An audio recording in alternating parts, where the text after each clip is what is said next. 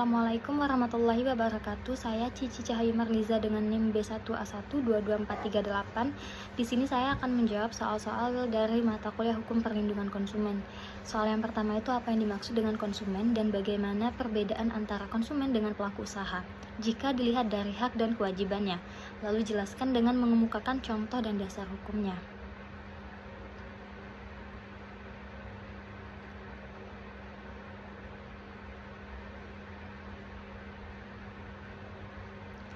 Jadi, konsumen itu adalah individu atau kelompok yang menggunakan barang atau jasa untuk memenuhi kebutuhan dan keinginan mereka. Dalam segi ekonomi itu, konsumen berperan penting sebagai pihak yang mempengaruhi permintaan di pasar. Lalu konsumen dapat berasal dari berbagai lapisan masyarakat dan memiliki preferensi serta perilaku yang berbeda-beda. Lalu perbedaan konsumen dan pelaku usaha itu bisa dilihat dari haknya. Yang pertama itu kalau konsumen mendapatkan informasi yang jelas tentang produksi atau jasa, lalu memilih barang atau jasa sesuai kebutuhan. Kalau kewajiban dari konsumen membayar harga yang telah disepakati menggunakan produk atau jasa sesuai petunjuk dan ketentuan berlaku. Lalu kalau pelaku usaha, haknya itu mendapatkan imbalan atas produk atau jasa yang dijual dan melindungi kekayaan intelektual mereka dan usaha mereka. Kewajibannya menyediakan produk atau jasa yang berkualitas dan aman dan memberikan informasi yang jelas dan jujur kepada konsumen. Contoh konsumen dan pelaku usaha itu kalau konsumen seorang individu yang membeli makanan di supermarket atau keluarga yang menggunakan layanan internet dari penyedia layanan. Lalu contoh dari pelaku usaha, sebuah perusahaan makanan yang memproduksi dan menjual snack dan juga penyedia layanan internet yang menawarkan paket data kepada pelanggan. Dasar hukumnya untuk konsumen ada dalam Undang-Undang Nomor 8 Tahun 1999 tentang Perlindungan Konsumen. Dasar hukum ini melindungi hak-hak konsumen seperti hak untuk mendapatkan informasi, memilih, dan memperoleh barang atau jasa yang berkualitas. Lalu untuk pelaku usaha, Undang-Undang Nomor 3 Tahun 1982 tentang Perusahaan mengatur tentang kewajiban pelaku usaha dalam menjalankan kegiatan usahanya termasuk hak dan tanggung jawab dalam memberikan pelayanan konsumen. Selanjutnya yaitu soal nomor 2, apa yang dimaksud dengan perlindungan konsumen dan apa tujuan dari perlindungan konsumen tersebut. Lalu jelaskan dengan mengemukakan contoh dan dasar hukumnya. Perlindungan konsumen itu adalah upaya untuk menjaga hak-hak konsumen dalam transaksi dan menggunakan barang atau jasa. Lalu ini mencakup juga berbagai kebijakan, regulasi, dan praktik yang bertujuan untuk memastikan bahwa konsumen itu terlindungi dari praktik bisnis yang tidak adil, penipuan, dan produk yang tidak aman. Lalu tujuan perlindungan konsumen itu ada menjamin hak konsumen, lalu mencegah praktik curang, meningkatkan kesadaran, mendorong persaingan yang besar, dan memberikan sarana pengaduan. Contoh dari perlindungan konsumen itu yang pertama hak untuk mendapatkan informasi. Seseorang konsumen yang membeli produk makanan itu berhak memiliki hak untuk mendapatkan informasi dan mengenai bahan yang digunakan dan tanggal kadaluarsa. Lalu klausal ganti rugi. Jika konsumen yang membeli produk itu mendapatkan barang yang cacat atau berbahaya, mereka berhak untuk mendapatkan barang ganti rugi atau pengembalian barang. Yang ketiga, mengapa konsumen perlu dilindungi dan jelaskan sumber hukum dari perlindungan konsumen. Jadi, alasan mengapa konsumen itu perlu dilindungi yang pertama adalah untuk menjaga keseimbangan kekuatan. Pelaku usaha itu seringkali memiliki lebih banyak informasi dan sumber daya dibandingkan konsumen. Jadi, perlindungan diperlukan untuk menciptakan keseimbangan dalam hubungan. Dan yang kedua, mencegah penipuan. Perlindungan konsumen itu membantu mencegah praktik bisnis yang curang dan penipuan yang dapat merugikan konsumen. Yang ketiga, kualitas dan keamanan. Konsumen berhak mendapatkan produk dan layanan yang aman serta berkualitas. Perlindungan memastikan bahwa produk yang beredar memenuhi standar yang ditetapkan. Lalu soal nomor 4, ada beberapa perbedaan yang cukup signifikan terhadap implementasi prinsip perlindungan konsumen antara sebelum dan sesudah diberlakukannya Undang-Undang Nomor 8 Tahun 1999. tentang perlindungan konsumen, yakni prinsip produk liability dan strict liability, dan apa yang dimaksud dengan prinsip produk liability tersebut dan bagaimana perbedaannya dengan prinsip strict liability. Jelaskan dengan mengemukakan contohnya. Jadi prinsip produk liability ini adalah prinsip hukum yang menetapkan bahwa produsen atau penjual dapat bertanggung jawab atas kerugian yang dialami konsumen akibat produk cacat. Lalu tanggung jawab ini bisa mencakup cedera fisik, kerusakan properti, atau kerugian ekonomi. Prinsip ini menekankan bahwa produk harus aman digunakan dan memenuhi standar tertentu. Kalau strict liability itu konsep hukum yang menyatakan bahwa seseorang dapat dimintai pertanggungjawaban atas kerugian atau cedera yang terjadi tanpa perlu membuktikan kelalaian atau kesalahan. Perbedaannya antara produk liability dan strict liability ini, yang pertama itu dari beban pembuktian. Kalau produk liability, konsumen harus membuktikan bahwa produk tersebut cacat dan bahwa cacat tersebut menyebabkan kerugian. Strict liability, konsumen tidak perlu membuktikan kelalaian, cukup membuktikan bahwa produk tersebut cacat. Contoh dari produk liability itu seorang konsumen membeli blender yang ternyata memiliki pisau yang cacat. Konsumen terluka saat menggunakan blender tersebut. Nah, dalam kasus ini konsumen harus membuktikan bahwa cacat pada produk menyebabkan cedera. Lalu contoh strict liability itu seorang konsumen membeli mobil yang memiliki masalah dengan rem yang menyebabkan kecelakaan. Dalam hal ini, produsen dapat dimintai pertanggungjawaban atas kerugian meskipun mereka dapat membuktikan bahwa mereka telah melakukan semua langkah yang wajar untuk memastikan keamanan mobil. Dan selanjutnya, pertanyaan nomor 5, apa yang dimaksud dengan jasa dan bagaimana perbedaan antara jasa dengan barang jika dilihat dari aspek ekonomisnya? Jelaskan dengan mengemukakan contoh dan dasar hukumnya.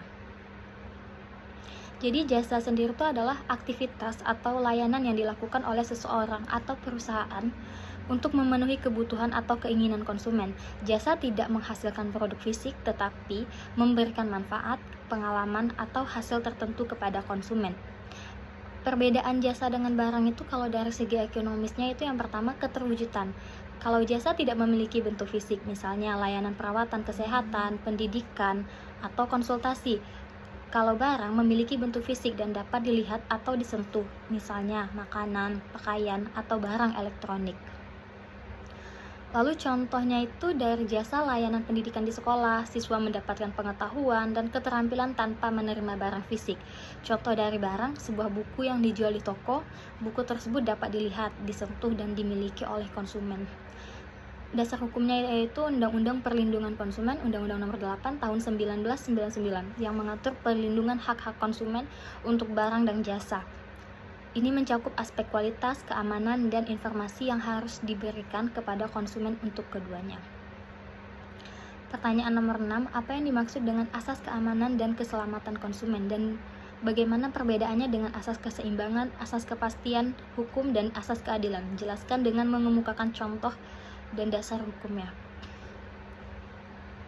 Jadi asas keamanan dan keselamatan itu, yang pertama asas keamanan berkaitan dengan perlindungan konsumen dari risiko atau bahaya yang mungkin ditimbulkan oleh produk atau jasa. Dan ini mencakup aspek keamanan fisik dan psikologis konsumen. Contohnya itu produk makanan yang harus memenuhi standar keamanan pangan agar tidak membahayakan kesehatan. Dan dasar hukumnya itu yaitu Undang-Undang Nomor 8 Tahun 1999 tentang Perlindungan Konsumen yang mengatur bahwa barang dan jasa yang dipasarkan harus aman digunakan. Lalu asas keselamatan. Ini lebih spesifik pada upaya untuk mencegah bahaya atau kecelakaan yang bisa diakibatkan oleh penggunaan produk. Contohnya alat elektronik yang harus dilengkapi dengan sertifikasi keselamatan agar tidak menimbulkan kebakaran atau sengatan listrik. Dan dasar hukumnya ada dalam Undang-Undang Nomor 8 Tahun 1999 juga mengatur mengenai keselamatan produk, memastikan bahwa barang yang dijual tidak membahayakan konsumen. Lalu perbedaannya dengan asas keseimbangan, keadilan, dan kepastian itu ada pada definisi. Kalau keseimbangan itu mengedepankan harmoni antara kepentingan produsen dan konsumen. Contohnya peraturan yang mengharuskan transparansi harga agar konsumen tidak dirugikan, dan dasar hukumnya ada dalam pasal 4 Undang-Undang Perlindungan Konsumen.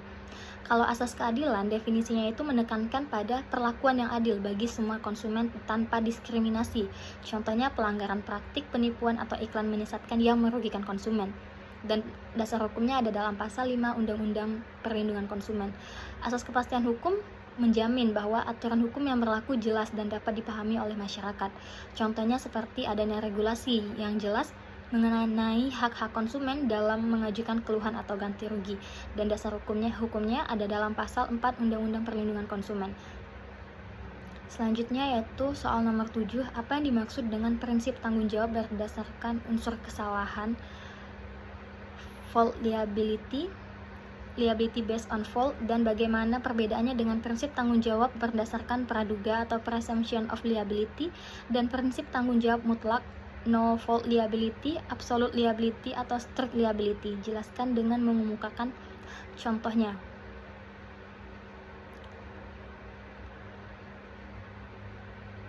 Jadi prinsip tanggung jawab berdasarkan unsur kesalahan atau unsur fault liability ini adalah pendekatan di mana seseorang hanya dapat dimintai pertanggungjawaban jika terbukti melakukan kesalahan atau kelalaian.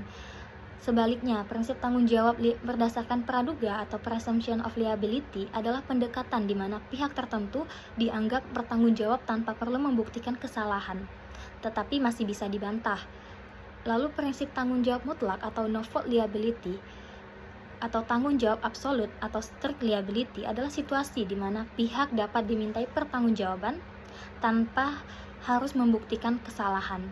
Contohnya itu kalau fault liability, pengemudi yang melanggar rambu lalu lintas yang menyebabkan kecelakaan. Presumption of liability, perusahaan yang dianggap bertanggung jawab atas cedera karyawan di tempat kerja, kecuali bisa membuktikan kalau karyawan tersebut tidak mengikuti prosedur keselamatan. Dan no fault liability ini pemilik anjing yang harus membayar ganti rugi jika anjingnya menggigit seseorang atau terlepas dari apakah pemilik tersebut lalai atau tidak. Dan selanjutnya soal nomor 8, dalam kehidupan sehari-hari orang sering menyebut bahwa pembeli itu adalah raja. Akan tetapi dalam kenyataannya pembelilah sebagai konsumen yang seringkali berada dalam posisi yang lemah serta seringkali dirugikan. Mengapa demikian? Jelaskan dengan mengemukakan contoh dan solusinya dari perspektif hukum. Jadi pernyataan pembeli itu adalah raja mencerminkan harapan bahwa konsumen akan diperlakukan dengan baik dalam transaksi. Namun dalam praktiknya itu jarang sekali konsumen mendapatkan hal tersebut dan seringkali merasa dirugikan karena beberapa alasan. Yang pertama itu informasi asimetris. Karena konsumen itu seringkali tidak memiliki informasi yang cukup tentang produk atau jasa yang mereka beli. Sedangkan produsen atau penjual biasanya memiliki lebih banyak pengetahuan. Contohnya seorang konsumen membeli produk elektronik yang ternyata memiliki cacat tersembunyi. Penjual tahu tentang cacat tersebut tetapi tidak mengungkapkannya.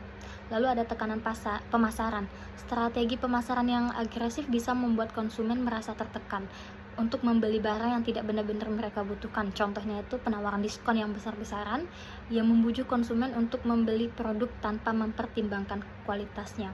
Dan solusi dari perspektif hukum perlindungan konsumen itu yaitu pertama ada regulasi yang kuat, yaitu memperkuat hubungan perlindungan konsumen untuk memastikan bahwa penjual bertanggung jawab atas produk yang mereka jual. Dan solusinya itu menerapkan undang-undang yang mewajibkan transparansi informasi produk dan memberikan sanksi kepada pelanggar. Lalu mekanisme penyelesaian sengketa, menyediakan saluran yang mudah dan cepat bagi konsumen untuk mengajukan keluhan.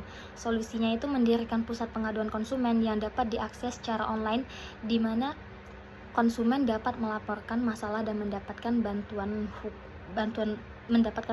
Lalu soal nomor 9, pencantuman label merupakan suatu kewajiban dari pelaku usaha yang merupakan sumber informasi bagi konsumen. Sebutkan apa saja yang harus dimuat dalam suatu label. Sanksi apa saja yang dikenakan kepada pelaku usaha yang melanggar kewajiban pencantuman label tersebut. Jelaskan dengan mengemukakan contoh dan dasar hukumnya. Jadi pencantuman label pada produk itu adalah kewajiban yang harus dipenuhi oleh pelaku usaha sebagai sumber informasi bagi konsumen. Dan beberapa informasi itu harus dimuat dalam label, yaitu yang pertama ada identitas produk seperti nama produk dan merek dagang, lalu ada komposisi, berat atau volume, tanggal kadaluarsa, cara penyimpanan produk, informasi nutrisi, sertifikasi atau izin, contohnya halal, sertifikasi halal atau izin edar, lalu informasi produsen. Sanksi bagi pelaku usaha yang melanggar itu ada sanksi administratif, peringatan, pencabutan izin usaha, atau denda administratif. Contoh, jika sebuah perusahaan makanan tidak mencantumkan informasi tanggal kadaluarsa, mereka bisa mendapatkan peringatan dari Badan Pengawas Obat dan Makanan dan dikenakan denda. Lalu sanksi pidana itu pelaku usaha dapat dikenakan sanksi pidana jika pelanggaran dianggap merugikan konsumen secara serius. Contoh, jika pelaku usaha sengaja mencantumkan informasi palsu pada label untuk menipu konsumen, mereka dapat diproses secara hukum dan dihukum penjara. Lalu ada ganti rugi. Konsumen yang dirugikan akibat pelanggaran label berhak untuk mendapat ganti rugi. Contohnya, jika konsumen mengalami alergi akibat informasi komposisi yang tidak lengkap, mereka dapat mengajukan tuntutan terhadap pelaku usaha. Dan dasar hukumnya Undang-Undang Nomor 8 Tahun 1999 tentang Perlindungan Konsumen dan Peraturan Badan Pengawas Obat dan Makanan atau BPOM yang menetapkan standar dan persyaratan label untuk produk makanan dan obat. Dan soal nomor 10, pelaku usaha melakukan promosi untuk konsumen. Apa yang dimaksud promosi? Bagaimana konsumen mendapatkan promosi menyesatkan yang merugikan konsumen? Dan apa perbedaan dengan promosi penyesatkan? Jelaskan dengan mengemukakan contoh dan dasar hukumnya. Jadi promosi adalah upaya yang dilakukan oleh pelaku usaha untuk memperkenalkan, memasarkan, dan menjual produk atau layanan kepada konsumen dengan tujuan untuk menarik perhatian konsumen dan meningkatkan penjualan dan membangun loyalitas merek. Promosi yang menyesatkan itu merujuk pada praktik promosi yang memberikan informasi tidak akurat atau menipu kepada konsumen, sehingga konsumen yang dapat membuat keputusan yang salah. Ini dapat merugikan konsumen karena mereka mungkin membeli produk dengan harapan yang tidak sesuai dengan kenyataan. Contoh promosi menyesatkan itu seperti diskon yang menipu. Contohnya, toko memberikan label diskon 50% off untuk produk yang sebenarnya sudah dinaikkan harganya sebelumnya, sehingga konsumen merasa mendapatkan penawaran yang baik padahal tidak. Dan dasar hukum di Indonesia itu promosi menyesatkan diatur dalam Undang-Undang Perlindungan Konsumen Nomor 8 Tahun 1999 dalam pasal 8, lalu Peraturan Pemerintah Nomor 57 Tahun 2010 tentang pemberdayaan konsumen yang menegaskan hak konsumen untuk mendapatkan informasi yang benar. Perbedaannya dengan promosi umum itu, kalau promosi umum menyediakan informasi yang benar dan jujur tentang produk seperti harga, fitur, dan manfaat. Lalu promosi menyesatkan menggunakan informasi yang salah atau menyesatkan untuk menarik perhatian konsumen. Baiklah, mungkin cukup sekian dari saya. Saya akhiri. Wassalamualaikum warahmatullahi wabarakatuh.